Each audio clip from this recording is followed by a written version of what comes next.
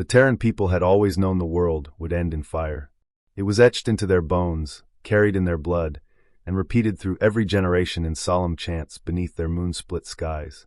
They lived in towering crystal spires above the acid swamps, their cities shimmering with a cold beauty that reflected their collective fear.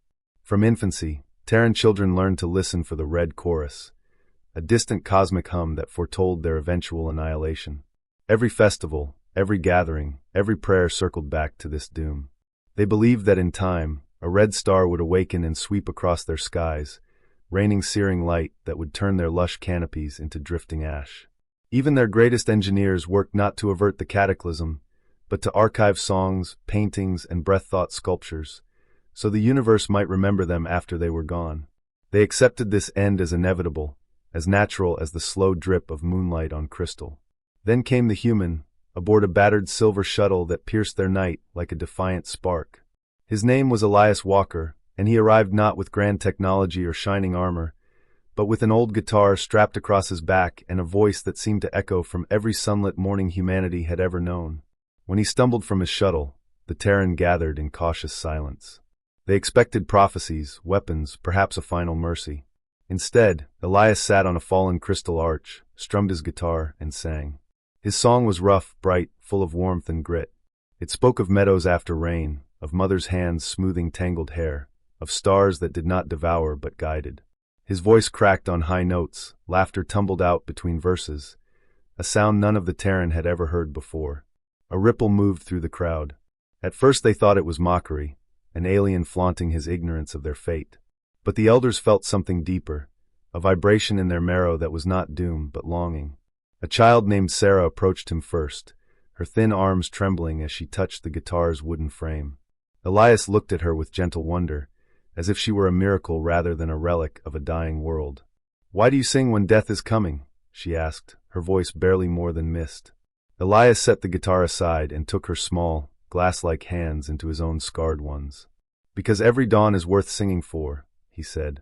"Because if there's even one sunrise left, we greet it with song, not silence." The elders recoiled. They chanted the old words, whispering warnings of cosmic ruin. But Sarah stayed, her wide, luminous eyes reflecting a sunrise she had never seen. Elias stayed among them, playing each night beneath the luminous arches, telling stories of Earth's battles, heartbreaks, and rebirths. He described the human race clawing out of freezing caves, lighting fires against predators that roared in the dark.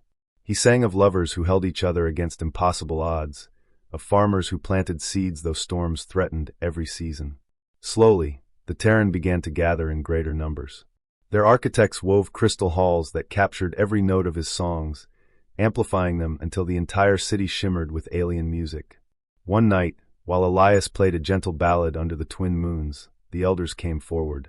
Their leader, Malarith, fell to her knees and placed her forehead against the ground. "We have waited to die for centuries," she whispered. "How do we live when all we have known is ending?" Elias looked up at the blazing stars, his eyes bright as molten iron. "You don't wait for the end," he said. "You make something new. You fight for tomorrow, even when tomorrow spits in your face." The elders listened, and for the first time, they didn't chant warnings but wept openly, their tears catching the moonlight like scattered gems. Elias taught them to build rockets, primitive by Terran standards but powered by human defiance. Together, they forged engines from repurposed mining lasers, shaped hulls from translucent crystal panels, and grew food pods based on Earth's simplest hydroponics.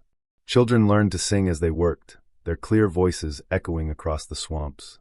Parents started to laugh, sometimes awkward and broken but real. As the red star rose, painting the horizon with murderous light, the first Terran ships lifted off. Whole cities shimmered in farewell, and the acid swamps hissed under the encroaching fire. But above, hundreds of crystal ships drifted upward like a new constellation, guided by Elias's songs playing over every comm channel. In the lead ship, Sarah clutched Elias's hand. The red glow painted her cheeks, but her eyes reflected a different color, the blue promise of distant worlds. "Will we make it?" she asked. Elias squeezed her fingers and laughed, even as alarms screamed around them. "We'll make it, kid. And when we land, we'll sing for the dawn together." They had lived for millennia, expecting only doom. But a human arrived, carrying nothing but a broken guitar, a cracked voice, and an unyielding heart. He sang of dawn and delivered it, and in that final blazing moment, the Terran learned that the universe is not only an endless night. Sometimes it waits for one foolish, reckless human to sing the sun into rising.